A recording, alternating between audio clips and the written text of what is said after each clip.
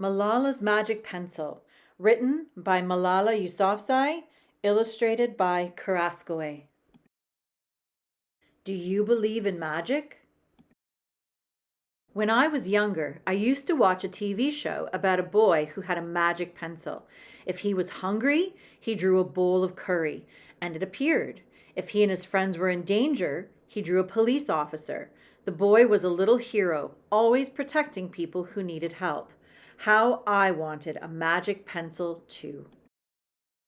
If I had a magic pencil, I would use it to put a lock on my door so my brothers couldn't bother me, stop time so I could sleep an extra hour every morning, erase the smell of the trash dump near our house. And I would use it to make other people happy. I would draw the most beautiful dresses in the world for my mother, the best buildings in the valley for my father, so he could open many schools where children would study for free, and a proper ball so my brothers and I no longer had to play with an old sock stuffed with rubbish. Every night before I went to bed, I wished for a magic pencil of my own, and every morning I would wake up and check my cupboard, but the magic pencil was never there. One day, I was throwing away potato peels and eggshells at the dump. I was wrinkling my nose, swatting away flies, and making sure I didn't step on anything dirty in my nice shoes, when I saw a girl about my age sorting trash into piles. Nearby, boys were fishing for metal scraps using magnets on strings. When my father returned home from work, I told him what I'd seen. It made him sad. "Abba," I said. "Yes, Johnny," he said back. I always liked when he called me dear one. "Why haven't I seen that girl in my class?" "Because," he said, but he didn't finish right away. "Because, Johnny, in our country, not everyone sends their daughters to school, and some children must work to support their family. Those boys will sell the metal scraps they find. If they went to school, their families would go hungry. School was my favorite place, but I had never considered myself lucky to be able to go." My father had always said, "Malala will live free as a bird." Now I wondered how free I'd truly be. That night I thought about families who didn't have enough food, and the girl who couldn't go to school, and even about how when I was older, I would be expected to cook and clean for my brothers, because where I came from, many girls weren't allowed to become what they dreamed of. I knew then that if I had the magic pencil, I would use it to draw a better world, a peaceful world. First, I would erase war, poverty, and hunger. Then I would draw girls and boys together as equals. Over the next few years, instead of wishing for a magic pencil every night, I worked hard in school every day. I wanted to be one of the top students in my class. But soon, powerful and dangerous men declared that girls were forbidden from attending school. They walked the streets of our city now. They carried weapons.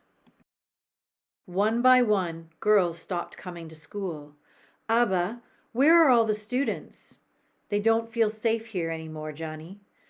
How could a few men stop all the girls in our valley from going to school? If more people knew what was happening to us, I thought they might help. Wishing wasn't enough. Someone needed to speak out. Why not me? I wrote about what it felt like to be scared to walk to school and how some of my friends had moved away because of the threat they faced in our city. I wrote about how much I loved school and how proud I was of my uniform. Once I started writing, I didn't stop. I wrote speeches and traveled around my country sharing my story. I even talked to a reporter from a famous international newspaper. People actually wanted to learn about my life. I spoke for all the girls in my valley who couldn't speak for themselves. My voice became so powerful that the dangerous men tried to silence me. But they failed. And now my voice is louder than ever, louder because people have joined me, and together we make a chorus, standing up for what we believe. We raise our voices for those in need. We help people in danger, even if they are an ocean away, and we think of the world as a family. Do you still believe in magic? I do.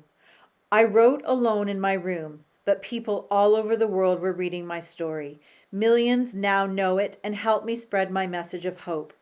I had at last found the magic I was looking for in my words and in my work. I am Malala. I've always wished I could make the world a more peaceful place, and every day I work to make my wish come true. One child, one teacher, one book, and one pen can change the world. Dear friend, as a child, I used to watch a TV show called Shakalaka Boom Boom. It was about a boy named Sanju who could make anything real by drawing it with a magic pencil he found. Sanju and his friends were always getting into trouble, and the magic pencil would help them get out of it. But my early childhood was mostly trouble-free.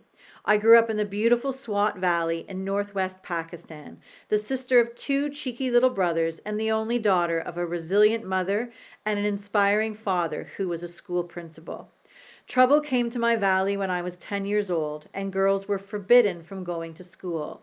At first I thought, what can I do? I'm just a child. As I watched my father speak out for girls' education, I realized I had a voice too, and I wanted to use it.